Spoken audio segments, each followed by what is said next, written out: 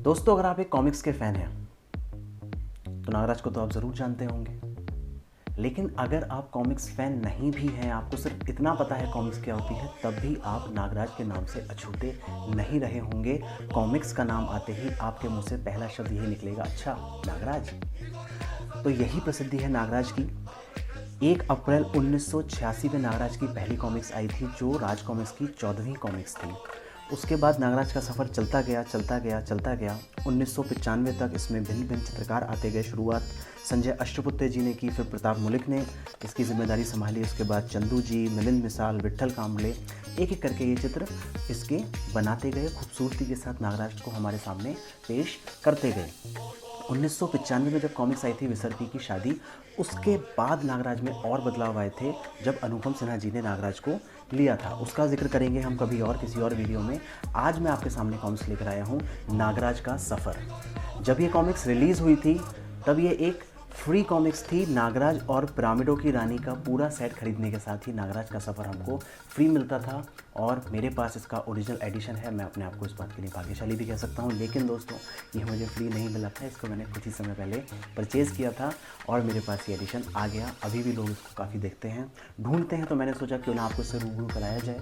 कैसी है ये कॉमिक्स, क्या इसके साथ है, क्या क्या इसमें दर्शाया गया है, आइए देखते हैं। शुरू करते हैं नागराज का सफ़र। जैसा कि आप देख सकते हैं, शुरुआत में एक पत्र दिया गया है। इसमें मनीष गुप्ता जी ने आपको बताया है कि कैसे नागराज का आइडिया उनके दिमाग में आया, कैसे नागराज की शुरुआत करने का आया, और कैसे कैसे करके वो नागराज को लेते गए। और एक सबसे अच्छी चीज़ जो मैं अगर आपको दिखाऊँ, आप एंड में देखते हैं ना, टेन टेन है नागराज की। आप पुरानी कोई भी कॉमिक्स पढ़िए, 1995 से पहले की, उसमें बच्चे ये ज़रूर कहते हुए मिलते थे, टेन टेन है।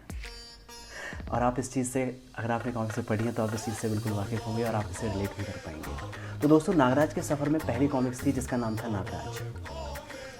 इसमें प्रोफेसर नागमणि ने नागराज को दुनिया के सामने पेश किया था, और बाबा गोरखनाथ ने उसको उसके दिमाग से पुराने उस कैप्सूल को निकाल के नागराज को आतंकवाद की दुनिया से निकाल के आतंकवाद विरोधी दुनिया में लाके खड़ा कर दिया था। दूसरी कॉमिक्स इसके बाद आई थी नागराज की कब्र, जिसमें अंत में होता यह है कि नागराज बुलडॉग के दूसरे अड्डे को जब समाप्त करने पहुंचता है तो वहां पे वो उसी कॉमिक्स के अंदर, इस कॉमिक्स में वो उसी पत्थरों के नीचे दब के रह जाता है। लोगों को बहुत ज़्यादा इसमें हैरानी रही थी, अरे भाई नागराज तो दूसरी कॉमिक्स में ही कब्र में दब गया, कैसे बचेगा, कैसे निकलेगा। फिर आई थी तीसरी कॉमिक्स नागराज का बदला, जिसमें बुलडॉग ने कंपाली रियासत को गिरा दिया था और वहाँ पे कब्जे में था। तो वहाँ पे जाके नागराज ने अपना बदला लिया, बुलडॉग को मारा, कंपाली को फ्री कराया, और इसी के साथ आगे बढ़ा वो अपने सफ़र पे, जिसमें शुरू हुई नागराज की हांगकांग यात्रा। यहाँ पे नागराज का एक दुश्मन भी बन गया था, जो बाद में उसका काफ़ी अच्छा दोस्त बना, जिसका नाम था, कौन बताएगा उसका नाम? उसका नाम था शांगो, जो कि नागराज की अगली कॉमिक्स का टाइटल भी था, नागराज और शांगो। इसमें नागराज और शांगो की भिड़ंत होती है। भिड़ंत के बाद, गलतफहमियां दूर होने के बाद वो मित्र बनते हैं और आगे चल के एक दूसरे की सहायता भी काफ़ी करते हैं। काफ़ी अच्छी कॉमिक्स थी ये। उसके बाद कॉमिक्स आती है खूनी खोज। खूनी खोज में नागराज को मिली थी फ्लोरिडा। इसके बाद खूनी खोज का अगला पार्ट आया था खूनी यात्रा। खूनी यात्रा के बाद अगला पार्ट हम लेके चले थे, इसका नाम था नागराज का इंसाफ, और नागराज का इंसाफ के साथ आई थी अगला पार्ट लेके खूनी जंग।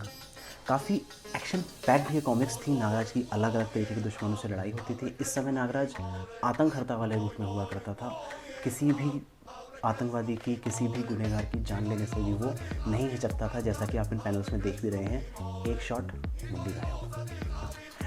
इसके बाद कॉमिक्स आई थी प्रलयंकारी नागराज। इसमें नागराज ने काफ़ी सारे लोगों को छुड़ाया भी था, एक काफ़ी अच्छा सीक्वेंस में बन के आता है। फिर उसके बाद हमने पढ़ा था खूनी कबीला, जिसमें कोबरा घाटी उसको जाना होता है फिर अपना अगले एडवेंचर के लिए। तो अगली कॉमिक्स हमें कोबरा घाटी मिली। कोबरा घाटी के बाद हमने पढ़ा बच्चों के दुश्मन, और उसके बाद आई प्रलयंकारी मणि। इसमें शंकर शहनशाह भी हमको दिखा था। फिर उसी टाइटल से अगली कॉमिक्स आई जिसका नाम था नागराज और शंकर शहनशाह। इस समय तक नागराज का क्रेज़ बढ़ता जा रहा था, और फिर इसके बाद कॉमिक्स आई थी नागराज के दुश्मन, जिसमें नागराज को दिखाया गया था कि वो लूट मार कर रहा है, लोगों को मार रहा है, बच्चों को मार रहा है, जैसा कि आप इस फ्रेम में देख सकते हैं। और अंत में क्या होता है, नागराज के सामने खड़ा होता है एक और नागराज, और इसी भयंकर सस्पेंस के साथ ही कॉमिक्स समाप्त हो गई थी। अगला पार्ट आया था इच्छाधारी नागराज, जिसमें पता चलता है कि वो जो दूसरा नागराज है वो असल में नागमणि की दूसरी खोज नागदन था। नागराज उसको सबके सामने टीवी पे लाके अपनी बेगुनाही साबित करता है और इच्छाधारी शक्ति का भी इसमें प्रदर्शन करते हुए दिखाया जाता है। इसके बाद नागमणि द्वीप की शुरुआत होती है, जिसमें नागराज मिलता है कालदूत से, अच्छी खासी भिड़ंत होती है और इसके बाद नागराज बाजों का आतंक समाप्त करके यहाँ पे लोगों को फ्री कराता है। इसके बाद कॉमिक्स आती है नागराज और जादूगर शाकुरा। इसमें अगर ओरिजिनली अगर आप जानते हैं तो इसमें बैटमैन, सुपरमैन और स्पाइडरमैन एक साथ आए थे। अगर आप इसका रीप्रिंट एडिशन खरीदेंगे तो उसमें बैटमैन, सुपरमैन और स्पाइडरमैन के नाम और कॉस्ट्यूम पूरी तरीके से बदल दिए गए हैं। जैसे स्पाइडरमैन का नाम बगमैन कर दिया गया है, क्योंकि कॉपीराइट इश्यूज़ हैं उस समय इतना ध्यान दिया नहीं गया था, बट मेरे पास इसका ओरिजिनल कवर आप इसमें देख सकते हैं। सुपरमैन, बैटमैन, स्पाइडरमैन यहाँ पे हैं, जिसको शाकुरा ने पकड़ लिया। पकड़ के वो नागराज को पकड़ने के लिए वापस आता है इंडिया, और इंडिया में आके वो नागराज से मात खा जाता है। बाबा गोरखनाथ शाकुरा को अपने साथ ले जाते हैं और मुक्त कराते हैं शाकुरा के आतंक से। फिर आता है बौना शैतान। बौना शैतान में शाकुरा की दोबारा वापसी होती है, जिसमें शाकुरा गोरखनाथ के शिकंजे से बच के भाग आता है, शिकांगी के नज़रों से भाग आता है, शिकांगी को अपने कब्जे में भी कर लेता है। फिर कॉमिक्स आती है ताजमहल की चोरी। बड़ी इंटरेस्टिंग कॉमिक्स थी। इसमें नागराज ताजमहल की चोरी करने के लिए जाता है, क्योंकि बौना शैतान को पकड़ना होता है। लाल मौत के सीक्वेंस बहुत अच्छे थे, जब रेगिस्तान में उतरते हैं और वहाँ पे लाल मौत से नागराज भिड़ता है।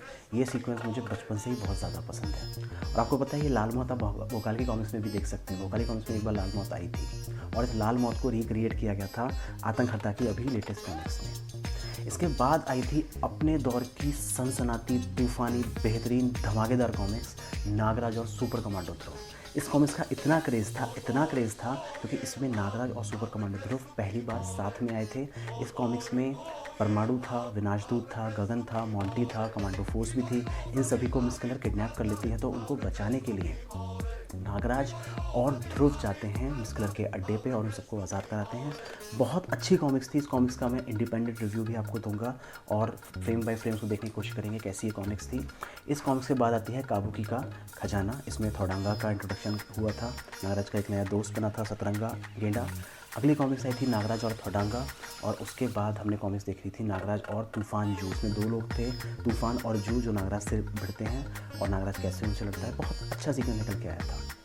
फिर नागराज की कॉमिक्स आई थी नागराज और नगीना का जाल। इसमें नगीना नाम की जो दुश्मन थी वो 3 विलन को लेकर आती है, केकड़ाकंड, मकड़ा खाटू और बिच्छू धड़ा। कैसे इससे नागराज की भिड़ंत होती है। इसमें नागराज की परछाई भी उससे अलग हो जाती है। एक सीक्वेंस इसमें ये भी था जिसमें नागराज अपनी परछाई से ही लड़ रहा होता है। तो ये सफ़र बहुत रोमांचकारी चलता जा रहा था। फिर आई थी नागराज और जादू का शहंशाह। इसमें हमको तूतनखामेन देखने को मिला था, ममीज से नागराज की लड़ाई होती है, सौडांगी इसमें हमको देखने को मिलती है। हर कॉमिक्स के साथ कुछ ना कुछ नया इंट्रोड्यूस होता जा रहा था। और फिर इसके बाद आती है अपने समय की और आप कहें आज तक की सबसे सक्सेसफुल कॉमिक्स में से एक नागराज और बुगाकू। इसमें मिस कलर तैयार करती है बुगाकू को थोडांगा के साथ मिलकर, जिसमें बुगाकू में दुनिया के सभी मार्शल आर्ट वालों की एक तरीके से मार्शल आर्ट की कला में वो माहिर होता है और उसकी जो तलवार थी उससे वो नागराज को मारने के काम पे दिया जाता है। तो वो नागराज और ध्रुव को किडनैप करके ले आता है। इसमें ध्रुव के सारे पुराने विलन्स को भी एक एक बार दोबारा दिखाया गया है। रूह भी इसमें आ जाता है, हरकुलिस भी इसमें आ जाता है, काफ़ी सारे लोग इसमें सामने आते दिखते हैं। ध्रुव के काफ़ी पुराने दुश्मन इसमें दिखते हैं और इन द एंड नागराज बुगाकू को हरा के सबको मुक्त कराता है और थोडांगा भी वहाँ से अपनी जान बचा के भाग जाता है।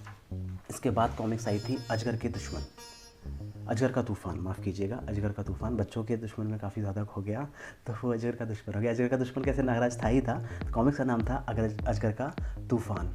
तो ये 30 कॉमिक्स नागराज की शुरुआती आई थी, जिन 3 कॉमिक्सों का सफ़र हमको दर्शाया गया था इस कॉमिक्स नागराज का सफ़र में, जिसके लेखक थे संजय गुप्ता जी, चित्रकार थे स्वर्गीय श्री प्रताप मलिक जी और संपादन किया था मनीष गुप्ता जी ने। ये नागराज और राज कॉमिक्स के स्वर्णिम युग की शुरुआत थी, जिन्होंने कॉमिक्स की दुनिया में एक नई क्रांति ला दी थी। तो उम्मीद करता हूँ आप सभी लोगों को नागराज का ये सफ़र पसंद आया होगा और उम्मीद करूँगा कि आप मेरे इस वीडियो को लाइक करेंगे, शेयर करेंगे और अच्छा लगेगा तो चैनल को सब्सक्राइब भी ज़रूर करेंगे। तो ऐसे ही अलग अलग कॉमिक्स को मैं लेके आता रहूँगा आपके सामने। जुड़े रहिएगा, बेल आइकन को ज़रूर दबाइएगा ताकि जब भी कोई नई कॉमिक्स, नया रिव्यू आपके सामने आए तो वो आपसे मिस ना होने पाए। नई कॉमिक्स का अनबॉक्सिंग और पुरानी कॉमिक्स के रिव्यू आपके सामने आते रहेंगे। धन्यवाद दोस्तों, नमस्कार दोस्तों।